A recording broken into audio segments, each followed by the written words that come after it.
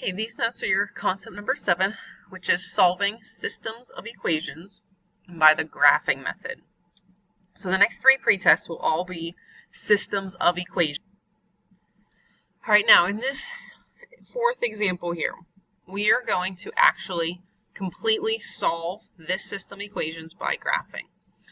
Now, in both of these cases, in both of these equations, they're already in slope-intercept form for you. So you don't have to do any rearranging, at least in this example. Okay, there will be times that you have to rearrange because remember, in order to graph the equation of the line, it has to be in y equals mx plus b form. This is already in that, so I can just start graphing. So this first equation, y equals 1/4 x minus 3. And it's already graphed for you on your paper, but it's the blue line. You would start graphing this by using your y-intercept of -3. So on your y-axis, the vertical axis, you go down to -3 and plot your first point. That's your y-intercept. Then the slope is a positive 1/4. So that means we go up 1, right 4 to plot my point. And you can keep in that same direction plotting points. I'm going to run out of room going to the right. So instead I will go down 1 and left 4 until I run out of room in that direction. Once that line is graphed, now you can graph your second line. So I have y equals -3/4 x plus 1. It's going to go in the same exact coordinate plane because remember our goal is to figure out where they're going to cross at. So -3/4 x plus 1. I start with my positive 1 y-intercept, so I go to positive 1 and plot a point. Then my slope is a -3/4. Now remember, when that negative is out front of the fraction, you have to decide which number it's going to go with, and it doesn't matter. It can go with the 3 or it could go with the 4 in this case. It doesn't matter, but you have to make that decision. It cannot be connected to both of the 3 and the 4. So you make the decision as to which value is going to get the negative. In this case, I'm going to put it with the numerator. Okay, so I have a -3 and then a positive 4 because I'm choosing to only put that negative with the 3. So because of that, I go down 3 and then I go right 4. And again, you can keep going in that same pattern, down 3, right 4, and you continue plotting points. Now I'm going to run out of room in this direction, so I go back to my y-intercepts and I do the complete opposite. Instead of going down and to the right, I would go up and to the left. So up 3, right 4. Up 3, right 4. Once those are both graphed, now all you have to do is figure out, okay, where do these 2 lines cross at? Right, and they cross right here at the point 4, -2. So you have to write the coordinate pair as to where they cross at. Sometimes it's helpful to circle that point so that you can see exactly where it's at. And then remember x comma y, so over 4, down 2 to get to that point. Now you should be checking your solution, so you can take the point 4, -2, your x and your y value, plug them back into both of the original equations to make sure that you get a true statement at the end, which in this case we do. When I plug it into the first equation, I get that -2 equals -2.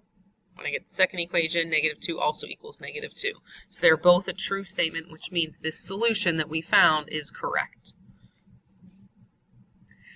All right, 2 more examples. Right, again, we're just solving it by graphing. Now, in this case, these are not in slope-intercept form, so you have to do some rearranging first. Right? Remember, your goal is to make it be y equals mx plus b. So you need that y term to be by itself on the left-hand side. So right now, this y term needs to be by itself, so I need to move that x to the other side. I do that by adding x to both sides, which gives me y equals positive x minus 7. Now you can graph that equation. Go down to -7 on your y-axis, plot your point. Your slope is a positive 1x, so that means you go up 1, over 1, up 1, over 1. You can keep going until you run out of room on your graph. Then your second equation, x plus 4y equals -8. Again, we have to rearrange. I need it to be in the format of y equals mx plus b. So my first step is to subtract the x value to the other side. Then my second step is to divide everything by the 4 that is still connected to the y. So my final equation is y equals negative 1/4 x minus 2. Graph that line. So you go down to negative 2 on your y-axis. Your slope is a negative 1/4. So again, that negative only goes with one of those two values. I normally put it with the numerator, but it doesn't really matter. So in this case, we'll put it with a 1. So from this y-intercept, we go down 1. The 4 is positive, so we go right 4. Again, you keep plotting points until you run out of room in both directions. Now you need to figure out, where do these two lines intersect at? Where do they cross? Well, your solution is where they cross, which is right here at the coordinate pair of 4, negative 3. So your solution is 4, negative 3. Same thing with the last one. Okay, we have y equals negative 4, and then we have 2x minus y equals 6. Now, in that first equation, y equals negative 4, you should be able to recognize that that is a horizontal line. Y equals negative 4 means that it has to cross through your y-axis at negative 4. So I go to negative 4 on my y-axis, plot a point. If it has to cross through there, it's got to be a horizontal line. Then 2x minus y equals 6 is the exact same as what we've been doing. You have to rearrange that first. So you need to subtract the 2x.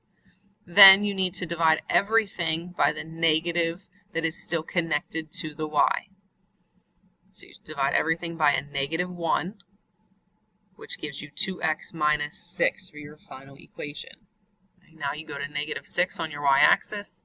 Your slope is a positive 2, so that means we go up 2 over 1. You can continue that pattern until you run out of room.